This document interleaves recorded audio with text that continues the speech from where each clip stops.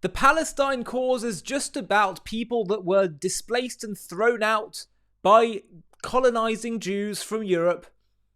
And so, of course, they're just trying to resist and correct an injustice. That's what it's all about. Wrong. Cause and effect has been twisted upside down. The cause of the violence and the conflict of nearly 100 years is not a result of the Jews doing something heinous. It is a result of age-old anti-Semitism. And you want proof?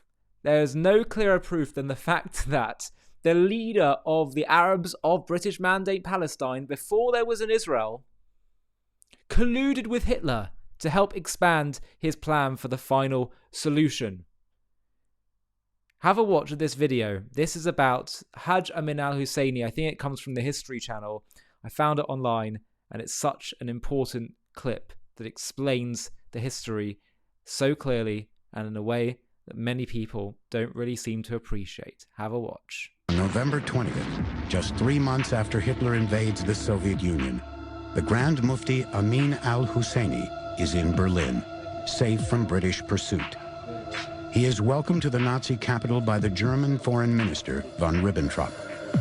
The Mufti failed in Iraq, but he is convinced that a Nazi victory in the war will, in the end, give him everything he wants.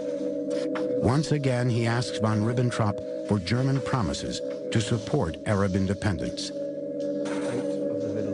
He insists that the Jews of the Middle East are part of a world conspiracy and makes it clear that he fully supports their complete annihilation. He asks von Ribbentrop for FaceTime with Adolf Hitler. Von Ribbentrop is impressed. He agrees that the Mufti should meet Hitler in person.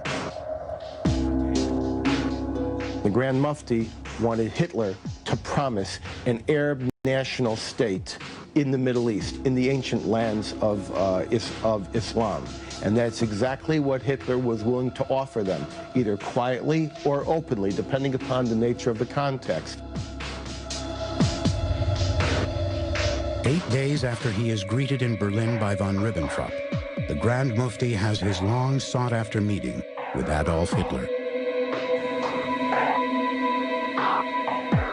Hitler explained to him that he would ask every people in the Middle East to deal with their Jews and to solve the Jewish problem. And it was clear what he meant. He meant to organize another Holocaust in the Middle East. With Hitler's blessing, the Grand Mufti is introduced to the chief of the SS, Heinrich Himmler. Himmler, his subordinate Adolf Eichmann, and al-Husseini become close friends. Himmler gives the Mufti the rank of Gruppenführer in the SS, the equivalent of general, and gives Amin and his followers a generous monthly allowance to set up an Arab bureau in Berlin. The Mufti was everywhere in Germany during World War II. He was parading up and down the street. He was making official visits. He was making embassy visits. He was on Radio Berlin nightly. Himmler puts the Mufti in charge of all Arabic broadcasting from Berlin.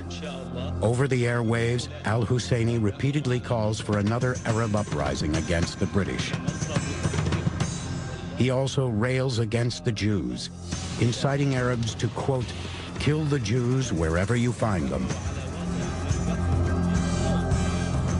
In all of his speeches afterwards, he would always explain there are three big enemies: the British, the Americans, and the Jews.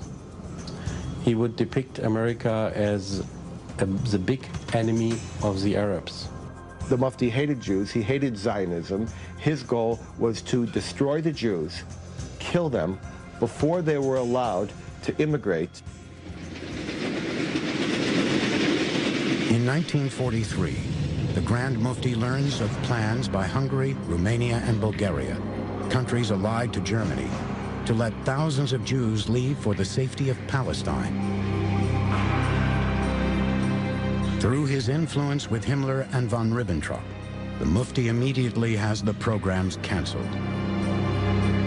Among the planned emigrants are 4,000 children. Their fate in Nazi-controlled Europe is almost certain death.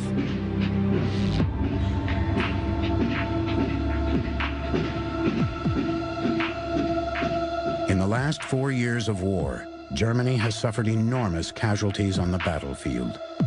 The Reich is desperate for fighting men. Heinrich Himmler begins recruiting Muslims from the Balkans with the enthusiastic help of the Grand Mufti, Amin al-Husseini. The Mufti helps raise the Bosnian Muslim 13th SS Division Hansjar, along with other units of what the Mufti calls his Arab Legion. Altogether, the Grand Mufti helps recruit 30,000 men for the Nazi war machine.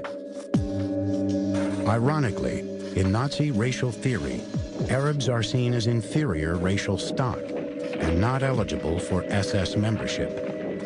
Himmler treats foreign SS units with contempt as second-class citizens. But after an extensive physical exam for the Mufti, he makes an exception. For this, he has Hitler's approval. The personal physician of the Grand Mufti evaluated the Grand Mufti, and he said he is not an Arab. He's a Caucasian, almost an Aryan. So we can expect that he will be a really reliable ally for us. The SS Division Hansjar is deployed hunting down underground resistors in Yugoslavia and acts as an internal security force in Hungary.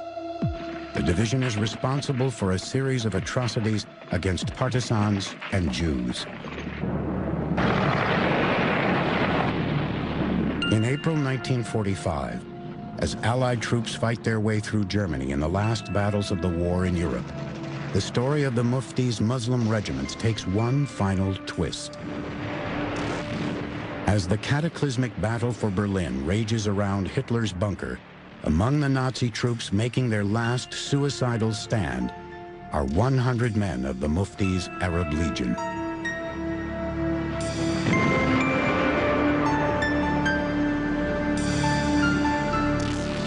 With the Allied victory, the war is over.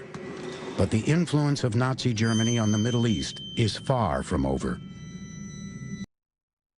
Amazing to see this, by the way, coming from, I think, the History Channel, because absolutely they're right in saying that the influence of Nazism only just begun, and people don't know this in terms of what its effect was on the Middle East.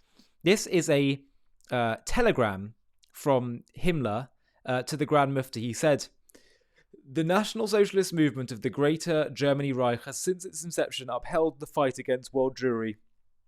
The common recognition of the enemy and the joint struggle against it is what creates the firm foundation between Germany and freedom-seeking Muslims around the world. I'm pleased to convey to you warm wishes for your continued struggle until the great victory." And March the 1st, 1944, the Grand Mufti Amin al-Husseini, with Heinrich Himmler, broadcast one of his many anti-Jewish rants to the Arab world from the Nazi capital Berlin. Quote, "Arabs, kill the Jews wherever you find them. This pleases God, history, and religion." So, you want to tell me that the conflict in the Middle East, the hatred, comes from Israel setting up a state, re-establishing her ancient sovereign state? History tells you a very different picture indeed. This was the leader, the spiritual and political leader of the Arabs in British Mandate of Palestine. This isn't some niche chap on the side of things. He was at the center. And sadly, we see all of this flowing even into the conflict today, quite directly. There's a glorification of Hitler and Nazism inside of Gaza that's been seen by hostages. Soldiers have been reporting this. You find Mein Kampf books all over the place with Nazi symbolism There was even a shop called Hitler 2 inside of Gaza. So no, the cause against Israel is not based on a legitimate grievance. It's based on an age-old ideological hatred. Knowledge is a very dangerous thing. Knowledge is power. Hi, thank you so much for watching. To watch another one, click here. To stay up to date with all our content, click here to subscribe. And if you're able to, you can help support JTV to grow and grow by clicking join below this video, where you can become a member and get perks including early access to videos and private live discussions with me. But most of all, you'll be partnering with us on our mission to change the world.